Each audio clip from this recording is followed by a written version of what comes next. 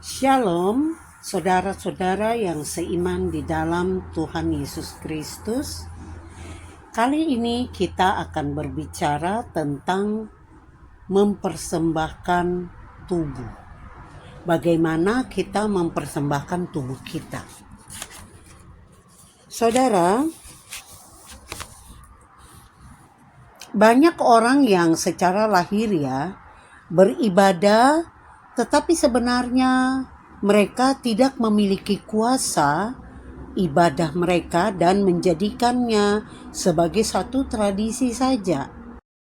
Banyak persekutuan doa bertumbuh, namun kini lebih banyak orang-orang yang tidak melakukan penyembahan.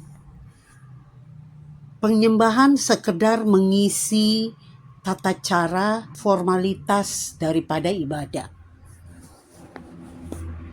Saudara, sebenarnya persekutuan doa seharusnya adalah tempat untuk kita dapat menyembah Tuhan.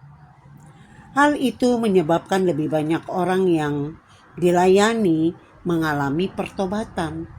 Kenapa bisa terjadi seperti itu? Karena kuasa pertobatan, kuasa kesembuhan, pelepasan, dan segala kuasa dari Allah dapat bertumbuh bila jemaat menyembah Allah dengan sungguh-sungguh sampai semua tenggelam dalam urapan Roh Kudus. Kita lihat ayatnya dalam 1 Yohanes 2 ayat 27, dikatakan demikian, sebab di dalam diri kamu tetap ada pengurapan yang telah kamu terima daripadanya. Karena itu tidak perlu kamu diajarkan oleh orang lain, tetapi sebagaimana pengurapannya mengajarkan kamu tentang segala sesuatu, dan pengajarannya itu benar, tidak dusta, dan sebagaimana ia dahulu telah mengajar kamu, demikianlah hendaknya kamu tetap tinggal di dalam Dia.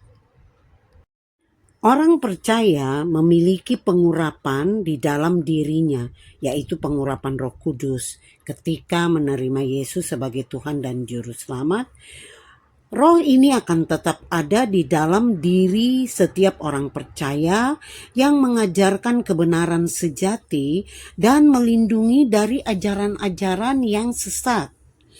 Pengurapan ini memampukan seseorang untuk percaya dan memahami kebenaran ilahi tanpa bergantung mutlak pada manusia atau pengetahuan, sekaligus mendorong mereka untuk tetap tinggal di dalam Kristus. Ya saudara?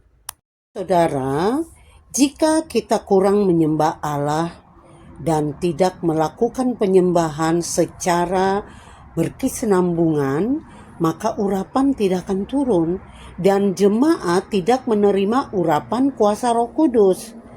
Banyak kegiatan yang dilakukan yang kelihatannya hidup, tapi sebenarnya tidak menghasilkan buah. Artinya orang-orang yang ada di dalam persekutuan itu tidak berbuah, tidak menghasilkan satu terobosan di dalam kehidupan mereka. Dengan urapan, kita dapat membebaskan seseorang dari tekanan batin melalui pelayanan pelepasan. Selanjutnya, kita dapat mentransfer dengan urapan kuasa Roh Kudus sehingga hatinya terangkat, penuh dengan iman dan sukacita, dan ada api mulai menyala yang kini dapat membakar seluruh kesesakan di dalam dirinya, yang melepaskan orang tersebut dari belenggu-belenggu si jahat. Jadi ada solusi yang nyata dan menghasilkan kemenangan, dan garam dalam diri kita akan mengubah kebusukan akibat pekerjaan iblis di dalam orang tersebut sehingga orang itu menjadi menang, bebas dari kuasa-kuasa yang mengikatnya. Sebaliknya, jikalau ibadah tanpa kuasa, apa yang terjadi? Kita lihat ayatnya. 2 Timotius 3 ayat 5 dikatakan demikian. Secara lahiriah mereka menjalankan ibadah mereka, tetapi pada hakikatnya mereka memungkiri kekuatannya. Jauhilah mereka itu. Ya saudara, jadi banyak orang yang secara lahiriah beribadah, datang ke gereja, rajin ya saudara, tetapi sebenarnya mereka tidak ada di dalam kuasa ibadah tersebut. Tidak ada pertumbuhan dan tidak ada kemajuan di dalam nilai-nilai rohani di dalam diri mereka. Mereka hanya menjadikannya sebagai suatu tradisi saja. Banyak persekutuan doa bertumbuh namun tidak lebih banyak pemberitaan firman dan pengajaran dibagikan di situ. Penyembahannya kurang. Sebenarnya persekutuan doa seharusnya adalah tempat untuk dapat menyembah. Hal ini menyebabkan tidak banyak orang yang dilayani mengalami pertobatan. Kenapa? Karena kuasa pertobatan, kuasa kesembuhan, kuasa pelepasan, dan segala kuasa dari Allah dapat bertumbuh bila jemaat menyembah Allah dengan sungguh-sungguh sampai semua tenggelam dalam urapan Roh Kudus. Jika kita kurang menyembah Allah dengan benar, maka urapan itu tidak akan turun dan jemaat tidak menerima sesuatu. Karena urapan Roh Kudus itulah yang memberikan pengertian tentang firman, memberikan pengertian tentang pertobatan. Banyak kegiatan yang dilakukan orang yang kelihatannya hidup, tapi sebenarnya buahnya tidak ada.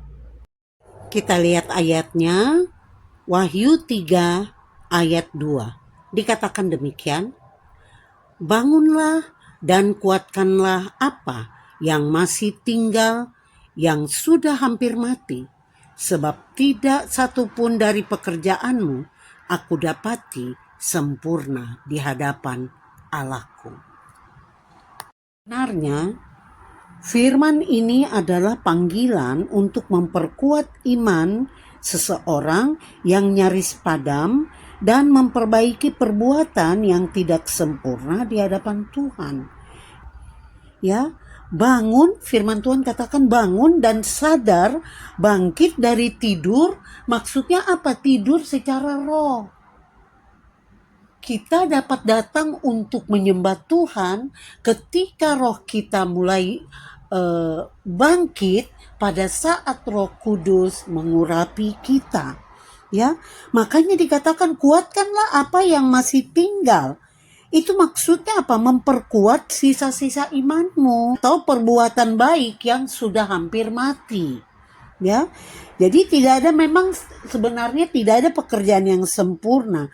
Yesus menemukan bahwa pekerjaan jemaat itu tidak utuh, tidak sempurna. Oleh sebab itu kita membutuhkan Roh Kudus yang menyempurnakan ibadah kita. Ya saudara, jemaat ini dianggap hidup oleh dunia, tetapi mati di mata Allah. Artinya manusia melihat, dunia melihat bahwa mereka itu bersekutu, mereka doa, tetapi di mata Tuhan mereka mati. Ya saudara, meskipun mereka punya reputasi yang baik, mereka sibuk dalam kegiatan rohani, tetapi kurang kuasa Roh Kudus dan kebenaran yang mereka dapatkan dari perbuatan mereka untuk menjadi lebih sempurna. Ya saudara? Saudara, keluhan seperti ini sering sekali kita dengar.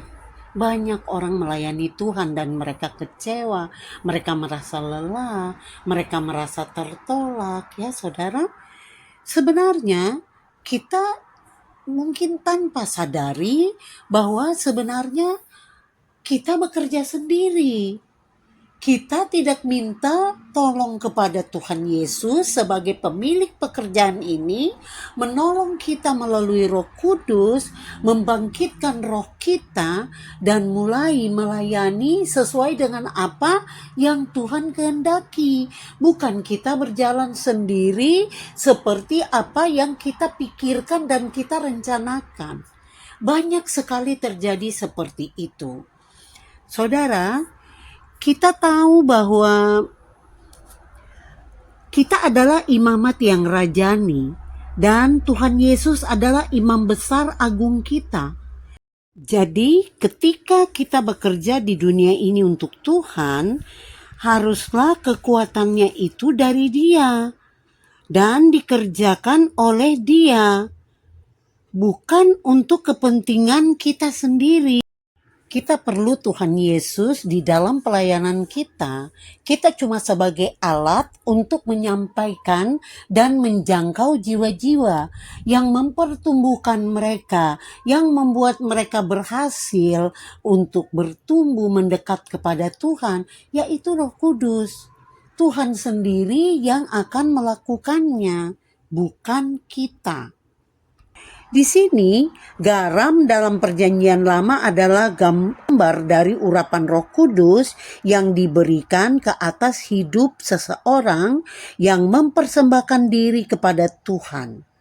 Jadi ada ikatan dengan perjanjian garam itu hingga tidak bisa tidak orang yang mempersembahkan dirinya sungguh-sungguh kepada Allah, ia akan menerima urapan Roh Kudus dan menjadikan orang itu garam dunia. Jadi pada saat perjanjian lama, imam-imam ini mendapatkan ikatan dengan perjanjian garam. Sementara kita dengan adanya Roh Kudus, kita mendapatkan urapan dari Roh Kudus ketika kita menyembah Tuhan. Ya saudara, oleh sebab itu kita diminta untuk mempersembahkan tubuh kita. Roma 12 ayat 1 dan 2 dikatakan begini, karena itu saudara-saudara, demi kemurahan Allah, aku menasehati kamu supaya kamu mempersembahkan tubuhmu sebagai persembahan yang hidup, yang kudus, dan yang berkenan kepada Allah. Itulah ibadahmu yang sejati. Janganlah kamu serupa dengan dunia ini, tetapi berubahlah oleh pembaharuan budimu, sehingga kamu dapat membedakan manakah kehendak Allah, apa yang baik, yang berkenan kepadanya, dan sempurna. Saudara, mempersembahkan tubuh adalah sebagai persembahan yang hidup. Tubuh kita ini adalah baitnya Allah. Ya saudara, sehingga tubuh ini harus kita persembahkan untuk dapat menjadi pelayan-pelayan atau imam-imam yang berkerajaan. Ya saudara, gambaran daripada bait suci pada masa perjanjian lama, saat ini kita itu adalah bait sucinya Allah. Orang-orang yang sudah menerima Yesus sebagai Tuhan dan Juru Selamat, tubuhnya adalah bait suci. Kita juga adalah persembahan di hadapan hadirat Tuhan, mempersembahkan tubuh kita. Dan kita juga pelayan-pelayan yang disebut imamat yang rajani, imam-imam yang memiliki kerajaan. Ya saudara, jadi ketika kita mempersembahkan tubuh kita, berarti bukan apa yang kita kehendaki atau kita rencanakan, yang kita putuskan dalam pelayanan. Tetapi kita serahkan seluruhnya kepada Tuhan Yesus untuk memutuskan apa yang harus kita lakukan dalam pelayanan. Sehingga kita tidak capek, kita tidak lelah di dalam menyampaikan kebenaran.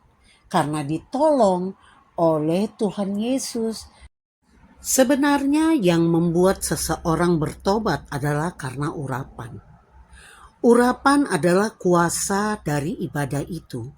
Kita mendapatkan urapan ketika kita menyembah Allah dengan benar. Ya saudara, Dan di dalam penyembahan itu ada unsur mempersembahkan diri.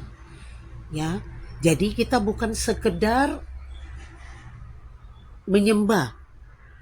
Artinya kata kudus di atas atau kata kudus di dalam firman ini adalah mengkhususkan diri kita untuk Allah.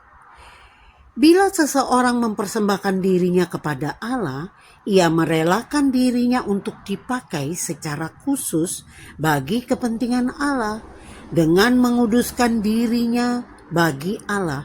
Hal itu akan membuat orang ini dibubui garam urapan daripada Roh Kudus.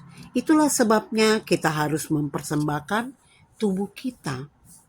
Terkadang menyerahkan diri untuk melayani Tuhan, tetapi sesuai dengan keinginan sendiri.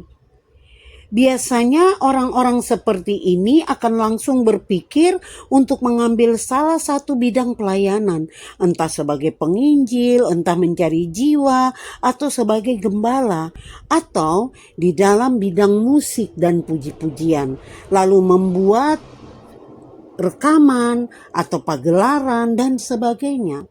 Sebenarnya ini pemikiran-pemikiran manusia yang terlalu ribet. Karena melayani Tuhan itu datang ke hadapan hadirat Tuhan dan menyembah Dia sampai ia dipuaskan. Penyembahan dan mempersembahkan tubuh bagi Dia. Sementara itu, Roh Kudus akan mulai membenahi kita dari segala cacat celah dan kekurangan kita. Setiap dosa yang belum dibereskan di hadapan Allah akan dibongkar satu persatu oleh Roh Kudus. Sehingga kita mengalami pelepasan demi pelepasan terjadi di dalam diri kita. Dan sampai tubuh, jiwa, dan roh kita mempunyai koneksi dengan Bapa di sorga. Ya saudara, setelah itu ia akan berkomunikasi melalui Roh Kudus di dalam diri kita. Ya saudara, jadi ini adalah kita mempersembahkan tubuh kita sebagai persembahan yang hidup dan yang berkenan kepada Allah. Itu adalah ibadah yang sejati. Demikianlah kebenaran firman Tuhan ini. Terima kasih, Tuhan Yesus memberkati. Amin.